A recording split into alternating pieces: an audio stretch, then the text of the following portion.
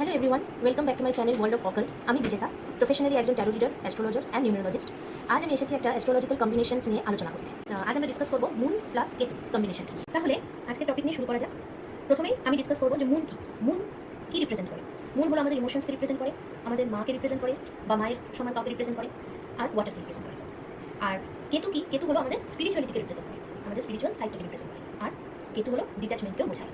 তো এবার দেখুন, মুন আর কেতু যখন একসাথে আসে, কোনো হাউসেই হোক, যার চার্টেই আছে, যে কোনো হাউসে হতে পারে, ফার্স্ট সেকেন্ড যে কোনো হাউস, তো মুন কেতু যখন একসাথে আসে তখন কিন্তু আমাদের ইমোশনাল ইমব্যালেন্স হয়, আমাদের মনের মধ্যে একটা অস্থিরতা শুরু হয়, আমরা মনে শান্তি পাই না, আমাদের পিসটা নষ্ট হয়।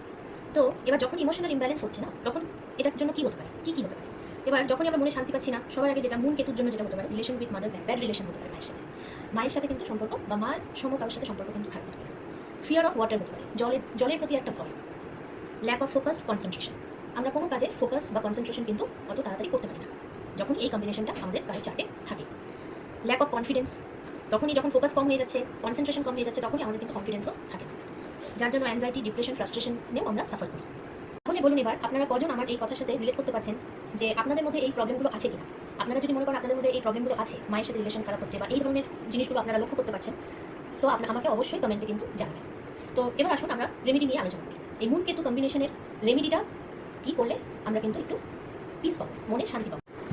তো চলুন এখন আমি কিছু রেমেডি নিয়ে আলোচনা করবো, কী কী রেমেডি করলে কী করলে আমাদের এই কম্বিনেশনের থেকে আমরা ভালো রেজাল্টটা পাবো।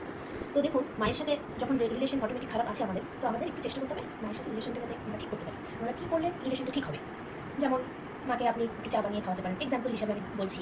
বা বাইরে আছেন আপনি, একটা ফুল কিনে এনে, সে গোলাপ ফুলই হোক কি অন্য যে কোনো ফুলই হোক না কেন, আপনি একটা ফুল কিনে এনে মাকে দিতে পারেন হাতে, কিন্তু মা কিন্তু খুব খুশি হবে। কারণ আমাদের প্রত্যেকের মারাই কিন্তু খুব কম এক্সপেকটেশন রাখে আমাদের থেকে, তারা অত কিছু এক্সপেক্টই করে না আমাদের থেকে। এর জন্য আমরা যদি একটা ফুলও এনে দিই মাকে, তাতেও কিন্তু মায়ের মুখে যে হাসিটা ফুটবে, মা কতটা খুশি হবে। বা একটা চাও যদি বানিয়ে দিই, মা খাও, বা সারাদিনে আমরা যদি মাকে একবার দুবার একটু জিজ্ঞাসাও করি যে মা তুমি খেয়েছো, তোমার শরীরটা ঠিক আছে, তাতেও কিন্তু মার মনটা খুব ভালো লাগবে। সেই সেই সময় কিন্তু মায়ের সাথে আপনি কিন্তু দুটো কথা বলতে পারবেন। এইভাবে যদি আপনারা করতে পারেন, তাতে কিন্তু আশা করছি যে মায়ের সাথে আমাদের প্রত্যেকের রিলেশনটা ভালো হবে। তো সবার প্রথম আমরা এটাই চেষ্টা করবো যাতে আমরা আমাদের মায়েদের সাথে রিলেশনটা ভালো রাখতে পারি, ভালো করতে পারি। আর সেকেন্ড রেমেডি দেখুন, এখানে আছে টেক বাথ এভরিডে।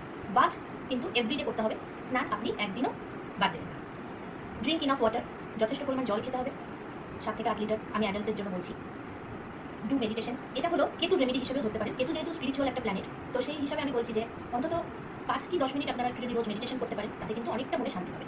হ্যাঁ, প্রথম শুরুতে সমস্যা হবে, করা যাবে না, কিন্তু যদি আপনি একটা কনসিস্টেন্সি দেখান, রোজ বসেন অন্তত 10 মিনিট, তাতে করে আপনাদের কিন্তু মনে অনেক শান্তি আসবে। আরেকটা যেটা করতে পারেন সেটা হলো কোনো হিল স্টেশনে সপ্তাহে আপনারা যেতে পারেন, ঘুরতে যেতে পারেন, বা সপ্তাহে পসিবল না হলে মাসে 2 বার কি 3 বার একটু ঘুরতে গেলেন। পাহাড়ে ঘুরতে গেলে কি হয় না, আমাদের মনটা অনেক শান্তি পায়, অনেক ভালো লাগে। তো এটাও কিন্তু এক প্রকার আপনি রেমেডি হিসেবে ধরতে পারেন মুন আর কেতু কম্বিনেশনের জন্য।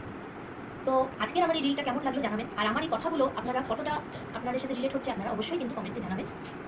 আর যদি কোনো প্রশ্ন থাকে কমেন্ট করবেন, আমি অবশ্যই আপনাদেরকে অ্যান্সার দেব, রিপ্লাই। তাহলে যাই, ভালো থাকবেন, সুস্থ থাকবেন, আবার নেক্সট রিলে দেখা হবে একটা নতুন টপিক নিয়ে। বাই।